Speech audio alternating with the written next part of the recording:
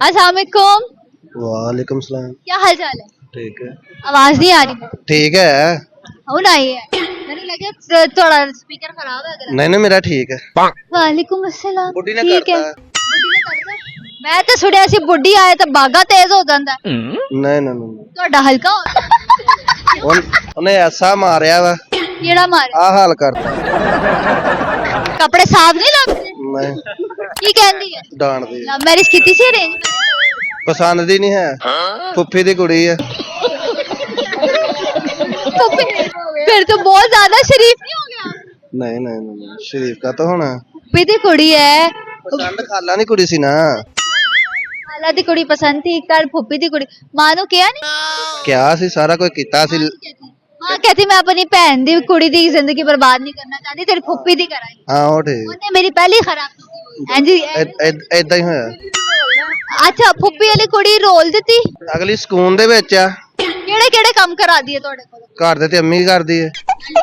ਤੁਸੀਂ ਨਹੀਂ ਕਰਦੇ? ਨਹੀਂ ਮੈਂ ਦੁਕਾਨ ਤੇ ਬਾਹਰ। ਦੁਕਾਨ ਤੇ ਕੀ ਕਰਦੇ ਹੋ? ਦੁਕਾਨ ਤੇ ਮੈਂ ਜ਼ੇਵਰ ਬਣਾਉਣਾ। ਉਹਨੇ ਕਦੀ ਕਿਹਾ ਨਹੀਂ ਮੈਨੂੰ ਇਹ ਵਾਲਾ ਜ਼ੇਵਰ ਲਿਆ ਦਿਓ? ਸਾਰਾ ਕੁਝ ਦੇਈਦਾ। ਵਾਓ ਉਹ ਆਖਲ ਵਾ ਲਈਦਾ ਆਪੇ। मतलब टेस्ट के लिए रखा हुआ है।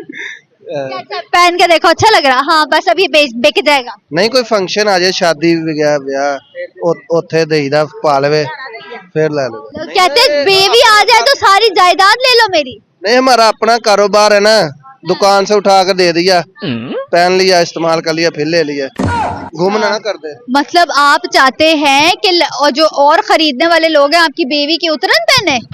नहीं नहीं नहीं नहीं वो करा उनके लिए मैंने बनवाया है स्पेशल। वो तो कस्टमर का उठा कर देना है या अपनी दुकान में से शॉप में से डब्बे में से उतार के देना। जितने भी ज्वेलर्स हैं जो जो लड़कियां देती है ना ज्वेलरी ठीक होने या कस्टमाइज होने सुन लो ये हाल होता है। जी वैसे ही होता है। पॉलिश करके दोबारा धो के ना उसको तो फिर गाहक को वापस कर देते हैं। अच्छा मुझे बताए बीवी की दो क्वालिटीज बताइए। सारियां ने बड़ियां ने।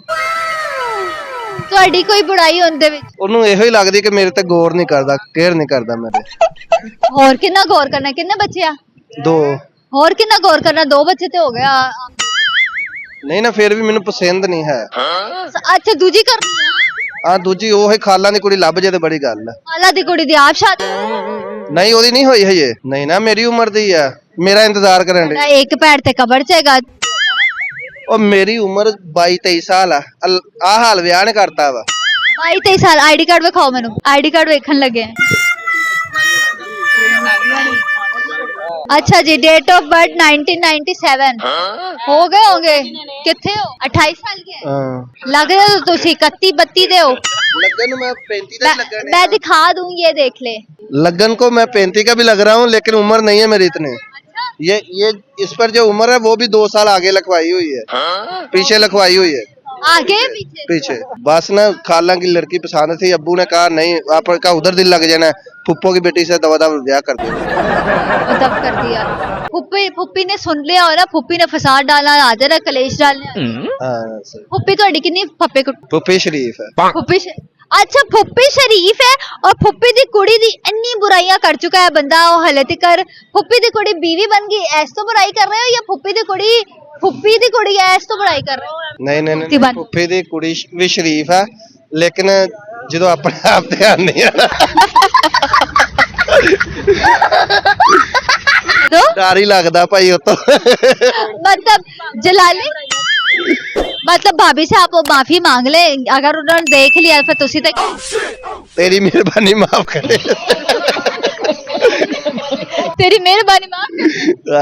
बच्चे लेके ना कर जाइए। नहीं नहीं नहीं ना कलेश पाई। हाँ चले बहुत शुक्रिया आपका थैंक यू।